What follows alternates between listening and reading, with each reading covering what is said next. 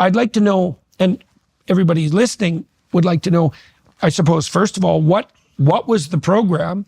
And then why did you submit it to a clinical trial? And how did you get scientists to participate in that? Well, you took that complexity and made it equally complex. Yeah, thank you, sir. Thank you. I appreciate it. It was actually really simple. I've been working with people. This has got to be my 48th year beginning now across the world. And I have the privilege of recognizing there's only so many patterns. While the brain has infinite complexity, it's not completely complex in terms of the mind. And so over the years, I've developed a series of processes to help people kind of develop what is their true north for them, not for me, and shift their values so that they're naturally pulled in the direction of what they really want at this stage, as opposed to what their conditioning has to do with.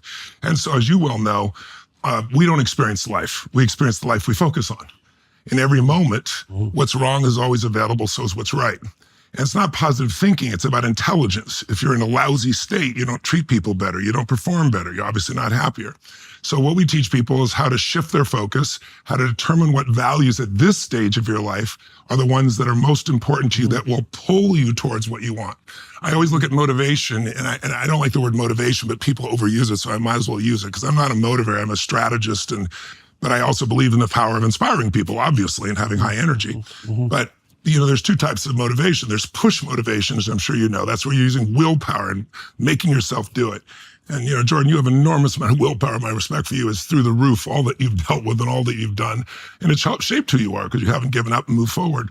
But there is a limit to willpower. I got a lot of willpower too. So, but there's no limit to pull motivation. Pull motivation is where something that you care about more than yourself, something that's a magnificent obsession, something where you're contributing. It could be your kids, it could be your family, but all that ties to the aim of your values that move you forward.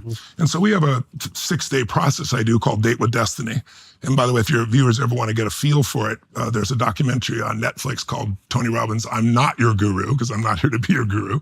But it'll give you like an hour and 45-minute walkthrough, and it's pretty dramatic. And the name of it again? Tony Robbins, I'm Not Your Guru. It's on Netflix. And you see me deal with people that are suicidal and turning them around. And then you see us follow up 4 years later, so you see it last, because most people wouldn't think it lasts if you could make a change that quickly. So how does that relate to the study? Well, 2 professors, as I understand it, we were approached by Stanford, and they said 2 of our professors had come here. They were clinically depressed, and they're off medication, and all they did was go to this 6-day program. We don't understand it. Do you have data on this? And I said, sure, I've got millions of testimonials. And somebody said, no, scientific data. I said, no, that's not been my focus. My focus is just get results for people. But if you want to do one, I'm open to it. What would you like to study? And they said, well, right now is the middle of COVID. And they said, depression is through the roof, suicide's through the roof, overdoses are through the roof. I said, I know. And they said, we'd love to test this non-pharmacological approach to it that you have and see what it really produces, because this seems miraculous. And I said, well, it's not miraculous. It's just rewiring the way in which people perceive their world. If I'm going to go do the Dakar race where I'm going to go, 9,000 miles to the Sahara Desert, you can't take the car you're currently running and expect it, you're going to die in the desert. You need to have that car re-engineered. So, for example, the exhaust can get above the sand. Well, we help people re-engineer, and we don't tell them what to do. We show them how to re-engineer themselves, so they have their own autonomy and ownership. And I said, but tell me something. If we're going to study this, what do the meta-studies show? And the meta-studies show that they said that 60% of the people who come for treatment, whether it's drugs or therapy or both, 60% make no improvement. That's the average. 40% improve overall. The average improvement is 50%. So I said, so they're half as depressed as they were? They said, yes, some people get well, but most people are on drugs for the rest of their lives. And I said, you could almost do that with a placebo. And the guy had a nervous laugh, and he said, well, yeah, maybe. I said, I'm sure it sounds like hubris, but I said, just based on history, I'm sure we'll do better than that. I said, what's the best study of all psychiatry you've ever seen in terms of wiping out these symptoms? And at the time, they said there was a study done at Johns Hopkins, you're probably familiar with it, 5 years ago, where for a month, they gave people psilocybin, magic mushrooms, and cognitive therapy. And they said the results were the greatest in the history of psychiatry. At the end of 6 weeks, was their evaluation, that group had 54% of the people had no symptoms whatsoever of depression. I said, well, that's a great standard. I said, I'd like to see us beat that. I said, again, it doesn't sounds like hubris. It sounds like maybe arrogance. I'm not coming from that place. I just think our numbers will be significantly higher, but we'll see. You design the program. So they designed it, and as you said, they had a separate group that was just like they did for Johns Hopkins, test group that didn't have my work. They had gratitude journaling. They did various other things. And the results were beyond their imagination. At the end of 6 weeks, after just going through seminar, no drugs, no one-on-one therapy, just the rewiring for themselves, 93% of them had no symptoms whatsoever. It's nothing like it has ever been done. And they published it in the Journal of Psychiatry. Do you have any idea, has there been any longer-term follow-up? Yes, there has been. So, there has? Yes, yeah. And 7% of the people still improved, but they didn't completely eliminate their symptoms. But here's the best part. 19% came in with suicidal ideation, 0 suicidal ideation afterwards, which is what I've seen over and over the decades. So they followed up a year later, and they found 52% increase in positive emotions, 71% decrease in negative emotions. A year later. And now they've done additional studies. They just did a 1-year study with 1,500 people. So you can appreciate this. Oh, is that right? It's like a bigger study you can imagine, 750 in each group. And this one is on engagement in business and in life, because right now, since COVID, the engagement levels have gone through the floor. You're probably familiar with it. They have 3 measurements. One is, are you engaged? And engagement equals EBITDA or equals profit in companies. You can see a direct relationship, definitely. Right? Then there's those that are disengaged. That would be what people started calling quiet quitting, where they're doing the minimum they need to. And then there's actively disengaged, which is actually people who are angry and they're just trying to hurt the company when they stay there as well. That's not good. That's definitely not good. And since COVID, the drop in engagement is the biggest drop in the history of any form of measurement around the world. In addition, the largest increase is in active disengagement. Yeah, well, people's trust was violated. That's right. They were angry. Yeah. And so they did a group, and they haven't published it. It'll come out shortly, but I can give you the broad strokes of it that I'm so excited about is they eliminated all of the disengagement that had been driven by 4 years of isolation in 6 days. And then the best part was, without any more interaction with me every month, they measured them for a year, they increased in their engagement. Oh, really? Because what's happened is now the hunger is awakened in them. They now have a sense of control over their own life and identity. Same authors? Or different group?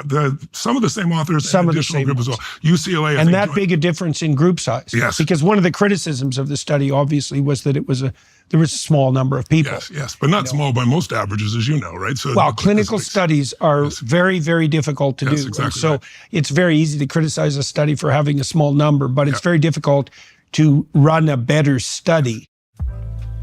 Are you tired of being held back by one-size-fits-all healthcare? Of having your concerns dismissed or being denied that comprehensive lab work you need to truly understand your health? I want to tell you about Merrick Health, the premier health optimization platform that's revolutionizing how we approach wellness and longevity. What sets Merrick apart isn't just their cutting-edge diagnostic labs or concierge health coaching, it's their commitment to treating you as an individual. Their expert clinical team stays at the forefront of medical research, creates personalized, evidence-based protocols that evolve with you. Unlike other services that rely on cookie-cutter solutions, Merrick Health goes the extra mile. They consider your unique lifestyle, blood work, and goals to craft recommendations that actually work for you, whether that's through lifestyle modifications, supplementation, or prescription treatments. And with a remarkable 4.9 out of 5 rating on Trustpilot, you know you're in great hands. The best part is you can get 10% off your order today. Just head to merrickhealth.com and use code Peterson at checkout. That's merrickhealth.com, code Peterson for 10% off. Stop guessing and start optimizing your health today with Merrick Health, because your best life starts with your best health. Right. And they've also done a study where a separate one that they published in a different journal that I can get to you, which was about the teaching style, because what they wanted to figure out is how. How does this work? So I'll tell you what they uncovered.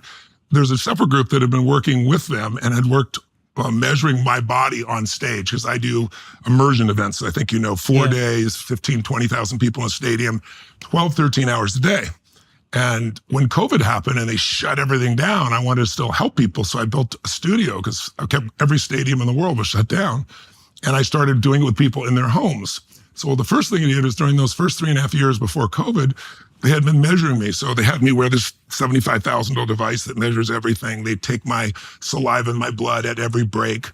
And they found a whole crazy set of statistics. Like, I burn 11,300 calories on stage in a day. I didn't think that was possible, but consistently, that's my average. Chess masters, Jordan, I guess, burn about 3,500 to 4,000 not moving. And so before I even get on stage, I burn about 3,500. I jump 1,000 times. I'm not standing there. I'm going out the crowd. I'm running up. I keep the stadium engaged. Most people won't sit for a 3-hour It's like movie. watching a toddler play. Yeah, well, No, I mean, I'm serious about- only the dollars got you engaged. Well, I'm right? serious about that. Because I you think about it, people spend $300 million on a movie and go past 3 hours and you lost everybody, right? For taste attention spans. We got people there. We do the digital program now, and we'll start at 10 a.m. here in Palm Beach. And we have people from 193 countries, every country in the world. So let's say Australia, we start here at 10 a.m. It's already midnight there. They go from midnight to 1 in the afternoon for 4 straight days and nights, and we lose 6% of the people on average. It's mind-boggling. We've figured out how to keep people engaged. Right. So it's but the point compelling is- and it's long-lasting. And, in but, the but events here's they say, themselves.